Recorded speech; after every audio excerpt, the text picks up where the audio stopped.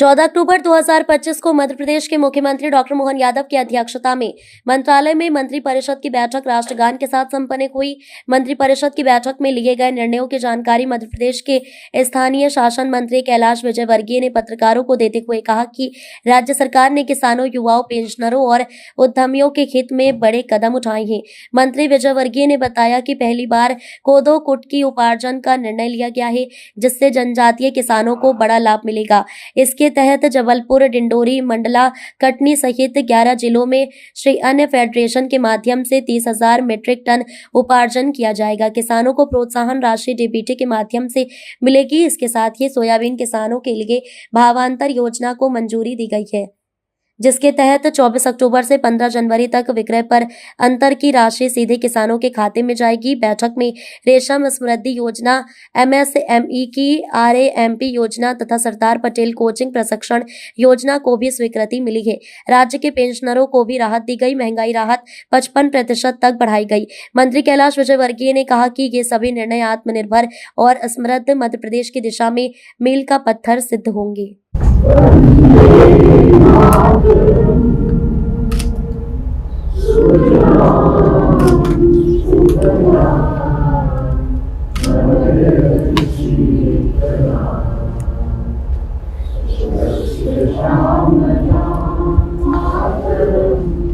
भावांतर योजना जिसकी घोषणा तो हमने पहले ही कर दी, पर आज कैबिनेट ने उसको विधिवत रूप से प्रस्ताव पारित किया है।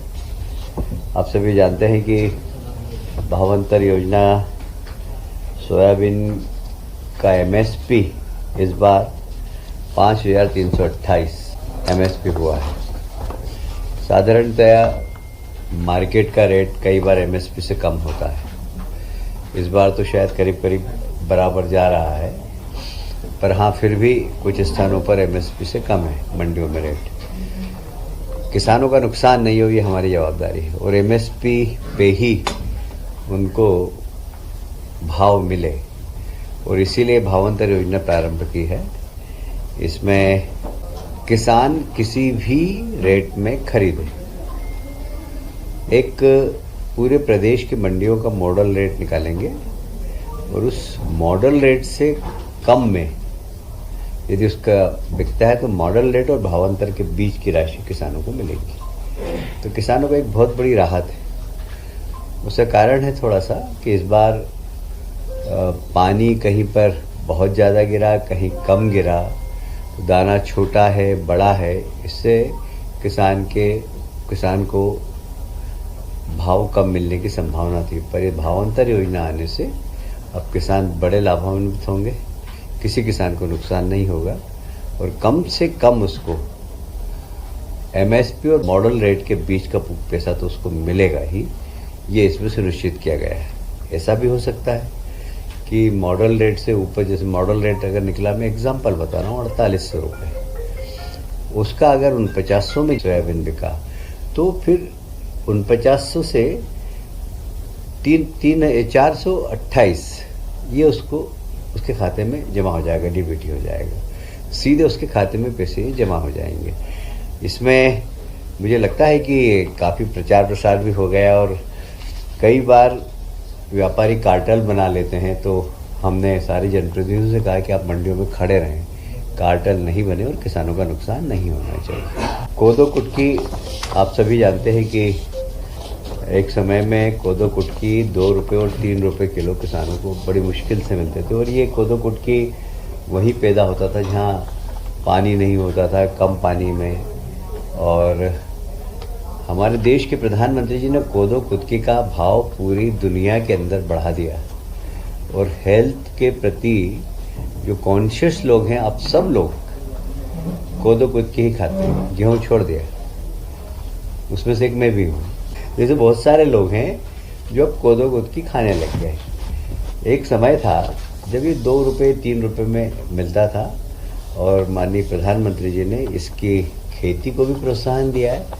एक लंबी घटना है, पर मैं आपको कभी बाद में बताऊंगा। वो कोदो कुटकी का रेट मिले, हमारे 11 जिलों में किसान बोते हैं, और उनको सही मूल्य मिले, और खेती के प्रति भी प्रोत्साहन मिले उनको, इसलिए एक तो रेट हमने किया है 3500 रुपये प्रति क्विंटल, ये किया है कुटकी का, और कोदो का है 2500 प्रति क्विंटल। और ये एक राज्य सरकार ने बहुत अच्छा काम किया, श्री अन्न फेडरेशन बनाने का निर्णय लिया है। इस श्री अन्न फेडरेशन इस कोदो कुटकी को मार्केटिंग करेगी, इसका वैल्यू एडिशन के लिए काम करेगी, और हमारे आदिवासी भाई, ज़्यादातर आदिवासी इसको खेती करते हैं, उसकी उनको सही मूल्य मिले, इसके लिए एक श्री अन्न फेडरेशन हमने बनाया है, और उसको 80 करोड़ रुपए की राशि बिना ब्याज के सरकार ने दी है अभी, कि आप इसके प्रमोशन के लिए, इसके मार्केटिंग के लिए, इसके वैल्यू एडिशन के लिए जो करना है वो आप करिए। तो एक बहुत बड़ा लाभ हमारे वो आदिवासी बंधु जो कोदो कुटकी बेचते थे, उनको देने का काम हमारी सरकार ने किया है। रेशम समृद्धि योजना, ये भी एक समय में हमारे यहाँ काफ़ी होता था, पर धीरे धीरे कम हो गया। इसमें पहले राज्य सरकार प्रति एकड़ लागत मूल्य 3.65 लाख प्रति एकड़ लागत मूल्य मानती थी। अब हमने इसकी लागत मूल्य 5 लाख कर दी, और उस वक्त किसान का अंश होता था 1.56, 1,56,000। अब हमने उसको 5 लाख कर दी, और किसान का अंश भी कम किया है। अब किसान का अंश हो जाएगा 1,25,000 जनरल किसान का, और SC/ST के किसान का सिर्फ 50,000। ये भी रेशम केंद्र के रेशम के उत्पादन को बढ़ाने के लिए किसान अपने उत्पादन के साथ साथ एक कुछ नया काम भी कर सके, और इसलिए ये कृषि रेशम समृद्धि योजना जो लागू की है, ये आम किसान भी इससे जुड़े। भारत सरकार ने सूक्ष्म लघु और मध्यम उद्योग जो MSME है, वो कोविड के वक्त तो बहुत संकट में आ गई थी, और आपको याद है प्रधानमंत्री जी ने MSME को बढ़ावा देने के लिए अलग से बैंक लोन, उनके उत्पादन को मार्केट मिले, इसके लिए काफ़ी प्रधानमंत्री जी ने प्रोत्साहन राशि दी थी। अभी भी रैंप योजना के अंतर्गत अभी हमें 105 करोड़ रुपया सिर्फ इसके अंदर वही होना है कि कैसे उनके क्वालिटी सुधरे, उनको मार्केट मिले, और यह पूरी MSME को प्रोत्साहन के रूप में, क्योंकि MSME एक ऐसा क्षेत्र है जहाँ रोजगार की संभावना बहुत रहती है, तो इसलिए रोजगार ज़्यादा से ज़्यादा मिले लोगों को, तो MSME को प्रोत्साहन देने के लिए ये योजना प्रारंभ की है। इसके अंदर लगभग बजट में 105 करोड़ रुपए हमने स्वीकृत किए हैं। यह MSME के क्षेत्र में एक क्रांति लाएगी, इसलिए कि MSME उद्योग को ट्रेनिंग देना, क्वालिटी सामान कैसे बनाना, अपने देश में मार्केट की स्थिति, एक्सपोर्ट करना हो तो उसकी जानकारी, ये सब हमारा विभाग इसमें करेगा। इसमें 105 करोड़ की स्वीकृत है। इसमें ये भी है कि केंद्र सरकार जो राशि हमें दे रही है, उसके अलावा हम 30% हम भी इसमें देंगे। एक आपको याद होगा, हमारे एक विधायक साथी हैं मधु वर्मा जी इंदौर के, उनको वो सीवियर अटैक आया था, और एक उनके गनमैन थे उनके साथ में उस वक्त, 15वीं वाहिनी के श्री अरुण सिंह भदौरिया। उन्होंने बहुत मेहनत करके घर से हॉस्पिटल ले जाने में उन्हें CRP दिया, मुंह से ऑक्सीजन देके उनका हार्ट चलाया, और डॉक्टर का ऐसा कहना था कि इतना सीवियर अटैक था कि ये यहाँ तक नहीं आ सकते थे यदि ये जवान ये सारी प्रक्रिया नहीं करता तो माननीय मुख्यमंत्री जी जब देखने आए तो हमने उनको रिक्वेस्ट किया कि इस जवान ने तो मधु भैया की जान बचाई है, इसको मुख्यमंत्री जी ने घोषणा की कि हम इसका out of the turn promotion करेंगे। विभाग में इस प्रकार के प्रमोशन कभी भी नहीं हुए आज तक। अधिकारियों का कहना था कि नहीं ये तो ड्यूटी है, किया तो क्या होगा, नहीं, ऐसे लोगों को प्रोत्साहन देना चाहिए और आउट ऑफ टर्न इनको हम प्रमोशन दे रहे हैं। तो काफ़ी दिनों से मांग थी कि पेंशनरों को पेंशन में वृद्धि की जाए। तो इस बार हमने छठे और सातवें वेतन आयोग में इनकी पेंशन बढ़ाने का निर्णय लिया है। इसमें सरकार को लगभग 170 करोड़ रुपए का बजट प्रावधान करना है। देखिए, बहुत महत्वपूर्ण आज निर्णय और हुआ है। सरदार पटेल कोचिंग प्रशिक्षण योजना, ये साधारणतः अल्पसंख्यक और SC ST और पिछड़े वर्ग के हमारे नौजवानों के लिए है।